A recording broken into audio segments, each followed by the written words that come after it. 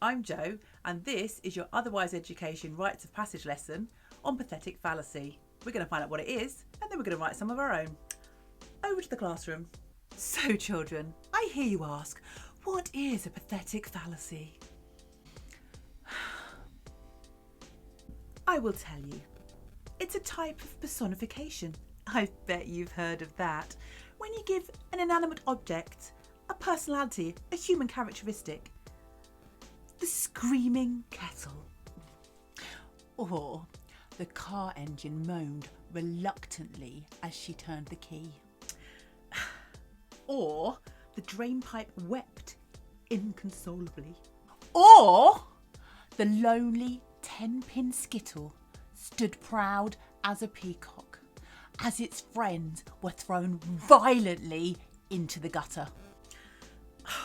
Has anybody else got an answer? Okay, so from the classroom, we've got a good understanding of personification.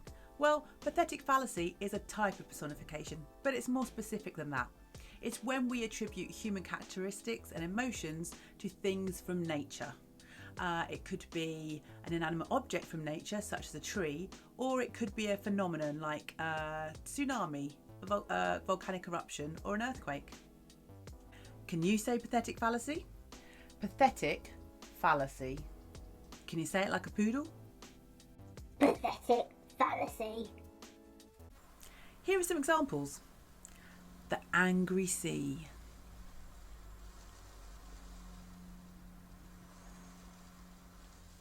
The remorseless storm.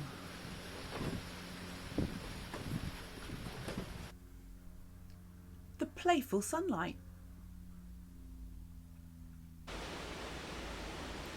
The applauding waterfall. So now we know what pathetic fallacy is, how can we use it? Well, it's a great way of setting the mood of your story, or illustrating the inner emotions of one of your characters, or just really creating a really compelling setting for your reader. So pathetic doesn't actually imply something negative. The word pathetic comes from the Greek word pathetikos, which means capable of feelings. And fallacy has Latin roots and means fake or deceitful. So what put together, it means fake feelings. Let's look at some examples of pathetic fallacy. From Shakespeare's Romeo and Juliet. But soft, what light through yonder window breaks? It is the east, and Juliet is the sun. Arise, fair sun, and kill the envious moon, who is already sick and pale with grief, that thou, her maid, art far more fair than she. So in this extract, Shakespeare is trying to illustrate just how beautiful Romeo finds Juliet. She's so beautiful, in fact, that the moon that is often used in poetry or language as held up as something of absolute beauty becomes envious of Juliet because her beauty surpasses everything. From Where the Crawdads Sing by Delia Owens. Sycamore and hickories stretched naked limbs against a dull sky, and the relentless wind sucked any joy the winter sun might have spread across the bleakness. So in this part of the story, the young girl is awaiting the return of a very angry and frightening father.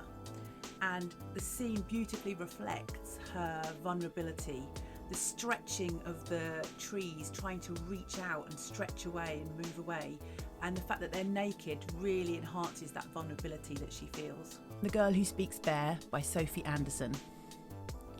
Once upon a time, there was a lime tree that was the soul of the forest, as tall as the sky and as wide as the sunrise. The tree was filled with magic and joy. It danced with the trees around it and sang with the birds in its boughs. But then the woodsman came. So in this extract, the tree is given human characteristics. It's popular, it dances, every tree surrounding it loves it. And this makes the impact of the next sentence fill the reader with dread.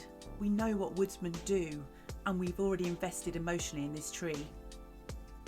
So let's experiment with this now. We're going to have a look at an image and let's really think carefully about the emotions that we can attach to this and some great verb choices in order to create some pathetic fallacy. When you're choosing your emotions though, don't go for the obvious happy, sad, angry. Let's really dig deep. Bitter, mournful or joyful.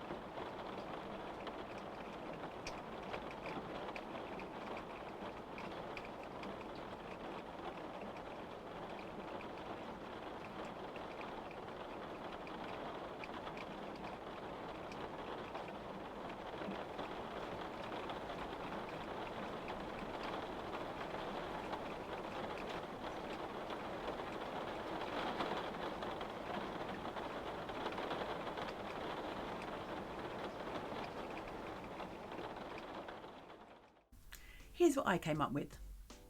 The vengeful rain laughed relentlessly outside of her bedroom window.